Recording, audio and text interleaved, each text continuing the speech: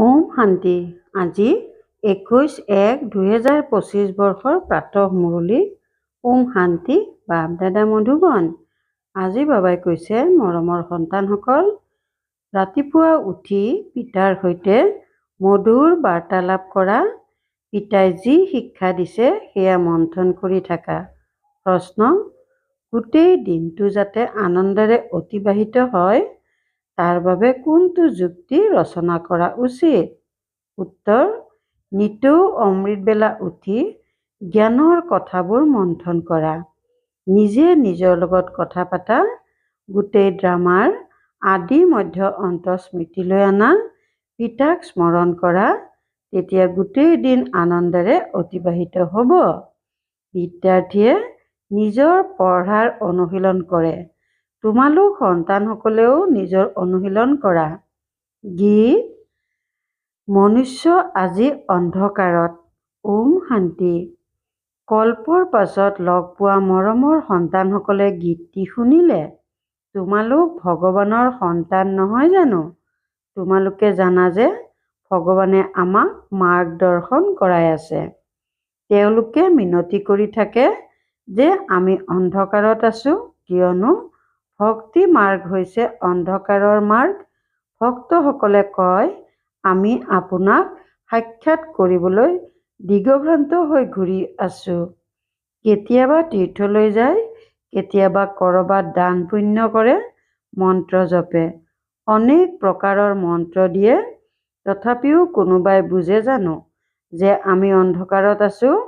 আলোক কি বস্তু একোৱেই বুজি নাপায়, কিয়নো অন্ধকাৰত আছে। এতিয়া তোমালোকতো অন্ধকাৰত নাই, তোমালোক বৃক্ষত প্ৰথমে আহা, নতুন সৃষ্টিত গৈ ৰাজ্য কৰা, আকৌ চিৰি তললৈ নামা।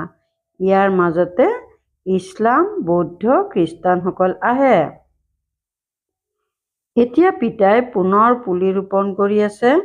ৰাতিপুৱা উঠি এনেকুৱা জ্ঞানৰ কথাবোৰ মন্থন কৰা উচিত। এইখন কিমান ৱাণ্ডাৰফুল ড্ৰামা।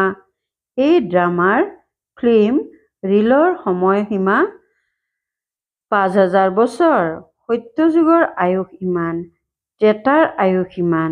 বাবাৰো এই সকলো জ্ঞান আছে নহয়, সৃষ্টিত আন কোনেও নাজানে। সেয়েহে সন্তানসকলে ৰাতিপুৱা উঠি প্ৰথমতেতো পিতাক স্মৰণ কৰিব লাগে আৰু আনন্দেৰে জ্ঞান স্মৰণ কৰিব লাগে। এতিয়া আমি গোটেই ড্ৰামাৰ আধি মধ্য অন্তক জানি গৈছো। পিতাই কয়, কল্পৰ আয়ুস 5000 বছৰ, মনুষ্যই লাখ লাখ বছৰ বুলি কৈ দিয়ে। কিমান আচৰিত ড্ৰামা। পিতাই বহি যি শিক্ষা দিয়ে সেয়া আকৌ মন্থন কৰি থকা উচিত, অনুশীলন কৰা উচিত। বিদ্যাৰ্থীয়ে পঢ়াৰ অনুশীলন নকৰে জানো? তোমালোক মৰমৰ সন্তানসকলে গোটেই ড্ৰামাখনক জানি গৈছা। বাবাই কিমান সহজ ৰীতিৰে শুনাইছে যে এইখন অনাদি অবিনাশী ড্ৰামা। ইয়াত তোমালোক জয়ী হোৱা, আকৌ পৰাজিত হোৱা। এতিয়া চক্ৰ পুৰা হ'ল, আমি এতিয়া ঘৰলৈ যাব লাগে। পিতাৰ আদেশ পাইছা, মোক পিতাক স্মৰণ কৰা।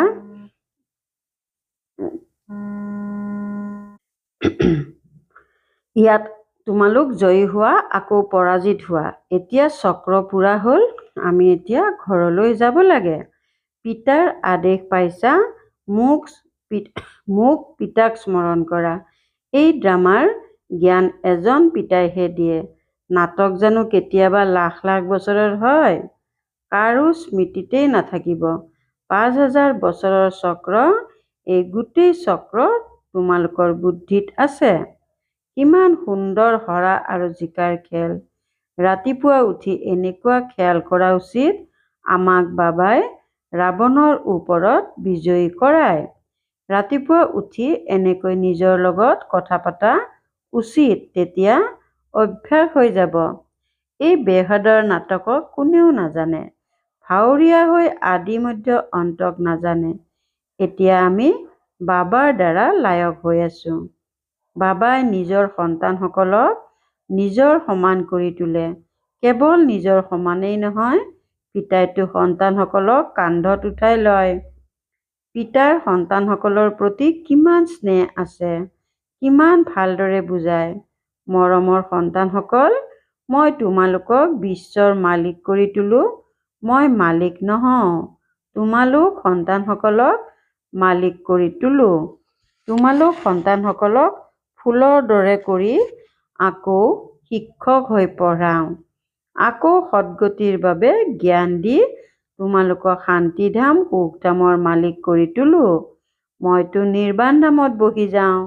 লৌকিক পিতাইও পৰিশ্ৰম কৰি ধন উপাৰ্জন কৰি সকলো সন্তানসকলক দি নিজে বানপ্ৰস্থত গৈ ভজন আদি কৰে।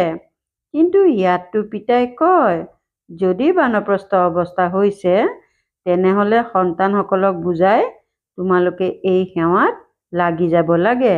আকৌ গৃহস্থালীত আবদ্ধ হৈ যাব নালাগে। তোমালোকে নিজৰ আৰু আনৰ কল্যাণ কৰি থাকা। এতিয়া তোমালোক সকলোৰে বানপ্ৰস্থ অৱস্থা। পিতাই কয়, মই তোমালোকক বাণীৰ সিপাৰে লৈ যাবলৈ আহিছোঁ। অপবিত্ৰ আত্মাসকলতো যাব নোৱাৰে। এয়া পিতাই সন্মুখত বুজাই আছে। মজাও সন্মুখতেই পোৱা যায়। তাততো অৰ্থাৎ সেৱা কেন্দ্ৰত আকৌ সন্তানসকলে বহি বুজায়। ইয়াত পিতা সন্মুখত আছে, সেইবাবেইতো মধুবনৰ মহিমা আছে। পিতাই কয়, ৰাতিপুৱা উঠাৰ অভ্যাস কৰা। মনুষ্যই ভক্তিও ৰাতিপুৱা উঠি কৰে, কিন্তু তাৰ দ্বাৰাতো উত্তৰাধিকাৰ পোৱা নাযায়। উত্তৰাধিকাৰ পোৱা যায় ৰচয়িতা পিতাৰ পৰা। কেতিয়াও ৰচনাৰ পৰা উত্তৰাধিকাৰ পাব নোৱাৰে। সেইবাবে কয়, আমি ৰচনাৰ আদি মধ্য অন্তক নাজানো। যদি তেওঁলোকে জানিলেহেঁতেন, তেন্তে আৰম্ভণিৰে পৰা সকলো গম পালেহেঁতেন। সন্তানসকলে এইটোও বুজিব লাগে যে আমি কিমান শ্ৰেষ্ঠ ধৰ্মৰ আছিলোঁ, আকৌ কেনেকৈ ধৰ্মভ্ৰষ্ট কৰ্মভ্ৰষ্ট হ'লোঁ। মায়াই বুদ্ধিত গডৰেজৰ তলা লগাই দিয়ে। সেইবাবে ভগৱানক কয়, আপুনি বুদ্ধিমানৰ বুদ্ধি, এওঁৰ বুদ্ধিৰ তলা খুলি দিয়ক। এতিয়াতো পিতাই সন্মুখত বুজাই আছে, মই জ্ঞানৰ সাগৰ হওঁ। তোমালোকক এওঁৰ অৰ্থাৎ ব্ৰহ্মাৰ দ্বাৰা বুজাওঁ। কি জ্ঞান? এয়া সৃষ্টি চক্ৰৰ আদি মধ্য অন্তৰ জ্ঞান, যিটো কোনো মনুষ্যই দিব নোৱাৰে। পিতাই কয়, সৎ সংগ আদিত যোৱাতকৈ স্কুলত পঢ়াটো ভাল। পঢ়া হৈছে উপাৰ্জনৰ উৎস। সৎসংগতো একো পোৱা নাযায়। দান পুণ্য কৰা, এইটো কৰা, উপহাৰ দিয়া, খৰচেই খৰচ। পইচাও দিয়া। নতশিৰে হোৱা কপালেই ক্ষয় যায়। এতিয়া তোমালোক সন্তানসকলে যি জ্ঞান প্ৰাপ্ত কৰি আছা, সেয়া স্মৃতিলৈ অনাৰ অভ্যাস কৰা আৰু আনকো বুজাব লাগে। পিতাই কয়, এতিয়া তোমালোক আত্মাত বৃহস্পতিৰ দশা চলি আছে। বৃহস্পতি ভগৱানে তোমালোকক পঢ়াই আছে। তোমালোক কিমান আনন্দিত হোৱা উচিত। ভগৱানে পঢ়াই আমাক ভগৱান ভগৱতী কৰি তোলে। এনেকুৱা পিতাক যিমান স্মৰণ কৰিবা, সিমানেই বিকৰ্ম বিনাশ হ'ব। এনেকৈ বিচাৰ সাগৰ মন্থন কৰাৰ অভ্যাস কৰা উচিত। ককাই আমাক এই পিতাৰ দ্বাৰা উত্তৰাধিকাৰ দি আছে। নিজে কয়, মই এই ৰথৰ আধাৰ লওঁ। তোমালোকে জ্ঞান পাই আছা নহয়। জ্ঞান গংগাবোৰে জ্ঞান শুনাই পবিত্ৰ কৰি তোলে নে গংগাৰ পানীয়ে? এতিয়া পিতাই কয়, সন্তানসকল, তোমালোকে ভাৰতৰ সঁচা সেৱা কৰা। সেই সমাজ সেৱকসকলে সদৰ সেৱা কৰে। এয়া হ'ল সঁচা আত্মিক সেৱা। ভগৱান উবাচ, পিতাই বুজায়, ভগৱান পুনৰ্জন্মৰহিত। শ্ৰীকৃষ্ণইতো পুৰা 84 জন্ম লয়। গীতাত তেওঁৰ নাম লিখি দিছে। নাৰায়ণৰ নাম কিয় দিয়া নাই, এয়াও কোনেও নাজানে যে শ্ৰীকৃষ্ণই নাৰায়ণ হয়। শ্ৰীকৃষ্ণ ৰাজকুমাৰ আছিল, পাছত ৰাধাৰ লগত ৰাধাৰ লগত স্বয়ম্বৰ হ'ল। এতিয়া তোমালোক সন্তানসকলে জ্ঞান পাইছা, বুজি পোৱা যে শিৱ বাবাই আমাক পঢ়ায়। তেওঁ বাবাও হয়, শিক্ষকো হয়, সদ্গুৰুও হয়, সদ্গতি দিয়ে। উচ্চতকৈও উচ্চ ভগৱান শিৱই হয়।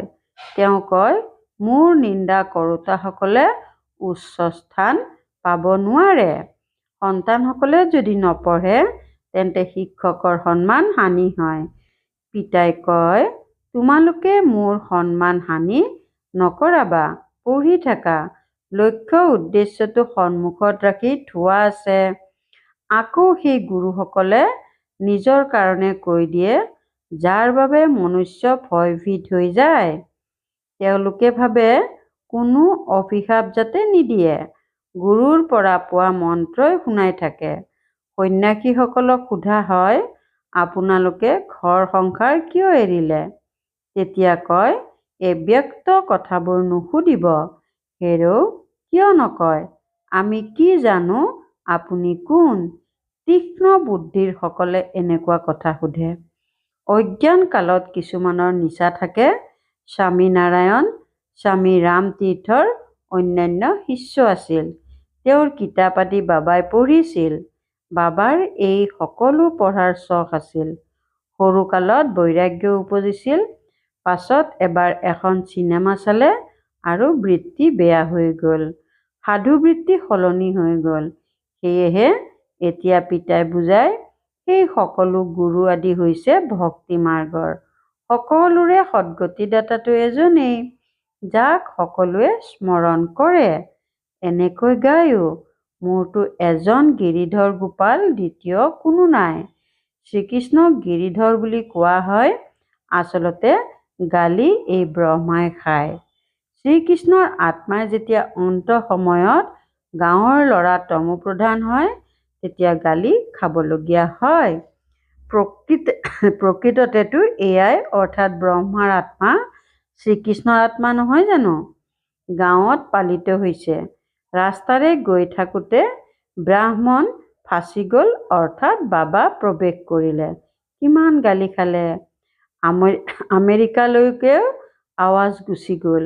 আচৰিত ড্ৰামা। এতিয়া তোমালোকে জানা, সেয়েহে আনন্দিত হোৱা।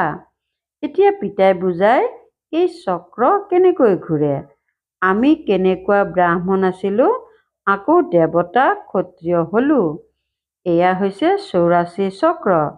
এয়া সকলো স্মৃতিত থাকিব লাগে। ৰচয়িতা আৰু ৰচনাৰ আদি মধ্য অন্তক জানিব লাগে, যিটো কোনেও নাজানে। তোমালোক সন্তানসকলে বুজি পোৱা, আমি বিশ্বৰ মালিক হওঁগৈ। এই ক্ষেত্ৰত কোনো কষ্টটো নাই। এনেকৈ জানো কয় যে আসন আদি কৰা, হঠযোগ কেনেকৈ শিকায়, তাৰ কথাই নুসুধিবা। কিছুমানৰ মগজেই নষ্ট হৈ যায়। পিতাই কিমান সহজ উপাৰ্জন কৰায়। এয়া 21 জন্মৰ কাৰণে সঁচা উপাৰ্জন। তোমালোকৰ হাতত স্বৰ্গ আছে। পিতাই সন্তানসকলৰ বাবে স্বৰ্গক উপহাৰ হিচাপে লৈ আহে। আন কোনো মনুষ্যই এনেকৈ ক'ব নোৱাৰে। পিতাইহে কয়, এওঁৰ আত্মায়ো শুনে। গতিকে সন্তানসকলে ৰাতিপুৱা উঠি এনেকৈ বিচাৰ কৰা উচিত। ভক্ত লোকসকলেও ৰাতিপুৱা গুপ্তভাৱে, অৰ্থাৎ জোলোঙাৰ ভিতৰত মালা জাপ কৰে। এই জোলোঙাক গৌমুখ বুলি কয়। তাৰ ভিতৰত হাত ভৰাই মালা জপ কৰে। ৰাম ৰাম যেন বাদ্যহে বাজে। প্ৰকৃততে পিতাক স্মৰণ কৰাটোহে গুপ্ত হয়। অজপ বুলি ইয়াকেই কোৱা হয়। আনন্দিত হৈ থাকে। কিমান আচৰিত ড্ৰামা। এয়া বেহদৰ নাটক, যিখন তোমালোকৰ বাহিৰে আন কাৰো বুদ্ধিত নাই। তোমালোকৰ ভিতৰতো পুৰুষাৰ্থৰ ক্ৰম অনুসৰি আছে। হওঁতে বহুত সহজ। আমাকতো এতিয়া ভগৱানে পঢ়ায়। বছ তেওঁকেই স্মৰণ কৰিব লাগে।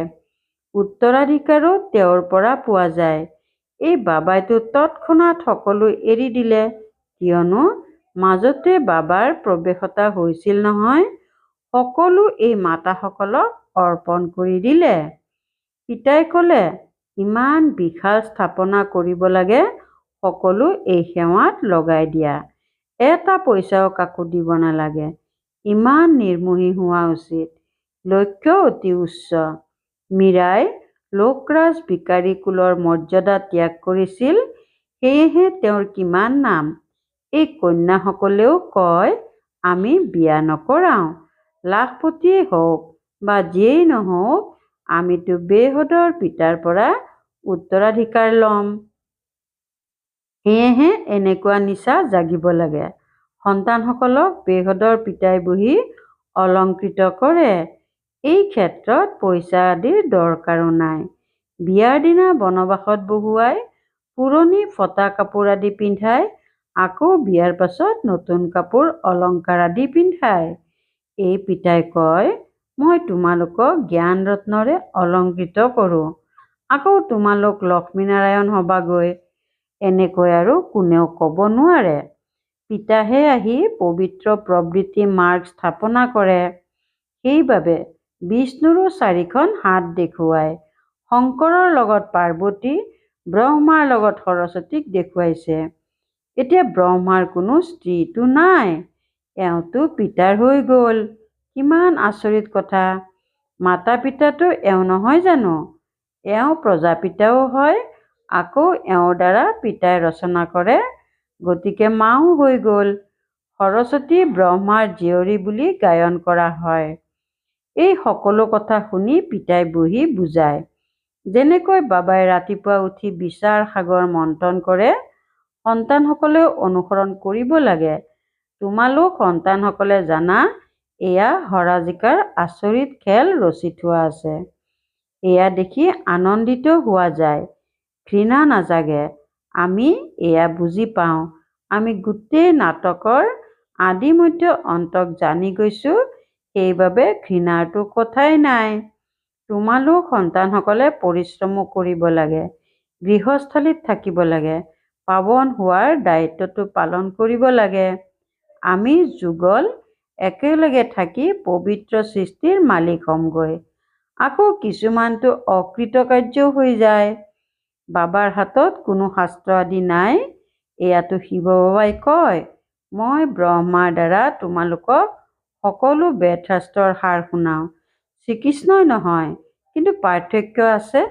ভাল বাৰু, অতিকৈ মৰমৰ কল্পৰ পাছত পুনৰাই মিলিত হোৱা সন্তানসকলৰ প্ৰতি মাতা পিতা বাপ দাদাৰ স্নেহপূৰ্ণ স্মৰণ আৰু সুপ্ৰভাত। আত্মিক পিতাৰ আত্মিক সন্তানসকলক নমস্কাৰ। ধাৰণাৰ বাবে মুখ্য সাৰ 1 নম্বৰ, পঢ়াৰ প্ৰতি পূৰা ধ্যান দিব লাগে। এনেকুৱা কোনো কৰ্ম যাতে নহয়, যাৰ দ্বাৰা পিতা, শিক্ষক আৰু সদ্গুৰুৰ নিন্দা হয়, সন্মান হানি হ'ব পৰা কোনো কৰ্ম কৰিব নালাগে। 2 নম্বৰ, বিচাৰ সাগৰ মন্থন কৰাৰ অভ্যাস কৰিব লাগে। পিতাৰ পৰা যি জ্ঞান পাইছা, সেয়া সুঁৱৰি অপাৰ আনন্দত থাকিব লাগে। কাকো ঘৃণা কৰিব নালাগে। বৰদান, সম্পূৰ্ণতাৰ ৰশ্মিৰে অজ্ঞানৰ পৰ্দা আঁতৰ কৰোঁতা চাৰ্চ লাইট হোৱা। সম্পূৰ্ণতাৰ ৰশ্মিৰে অজ্ঞানৰ পৰ্দা আঁতৰ কৰোঁতা চাৰ্চ লাইট হোৱা। এতিয়া প্ৰত্যক্ষতাৰ সময় সমীপত আহি আছে। সেইকাৰণে অন্তৰ্মুখী হৈ সূক্ষ্ম অনুভৱৰ ৰত্নৰে নিজক ভৰপূৰ কৰা এনেকুৱা চাৰ্চ লাইট হোৱা, যাতে তোমালোকৰ সম্পূৰ্ণতাৰ ৰশ্মিৰে অজ্ঞানৰ পৰ্দা আঁতৰি যায়, কিয়নো তোমালোক ধৰণীৰ তৰা। এই বিশ্বক অস্থিৰতাৰ পৰা ৰক্ষা কৰি সংসাৰ স্বৰ্ণিম সংসাৰ কৰি তোলোতা হোৱা। তোমালোক পুৰুষোত্তম আত্মাসকল বিশ্বক সুখ শান্তিৰ শ্বাস প্ৰদান কৰাৰ নিমিত্ত হোৱা। শ্লোগান, মায়া আৰু প্ৰকৃতিৰ আকৰ্ষণৰ পৰা দূৰৈত থাকা, তেতিয়া সদায় হৰ্ষিত হৈ থাকিবা। মায়া আৰু প্ৰকৃতিৰ আকৰ্ষণৰ পৰা দূৰৈত থকা, তেতিয়া সদায় হৰ্ষিত হৈ থাকিবা। ওম শান্তি। শক্তিশালী মনেৰে শক্তিৰ প্ৰকম্পন দিয়াৰ সেৱা কৰিবলৈ আজিৰ অব্যক্ত সংকেত। যেতিয়া মনেৰে সদায় শুভ ভাৱনা আৰু শুভ আশীৰ্বাদ দিয়াৰ স্বভাৱসিদ্ধ অভ্যাস হৈ যাব, তেতিয়া তোমালোকৰ মন ব্যস্ত হৈ যাব। মনত যি অস্থিৰতাৰ সৃষ্টি হয় তাৰ পৰা স্বতঃ কাষৰীয়া হৈ যাবা। নিজৰ পুৰুষাৰ্থত কেতিয়াবা যি হতাশ হৈ যোৱা সেয়া নহ'ব, যাদুমন্ত্ৰ হৈ যাব। ওম শান্তি।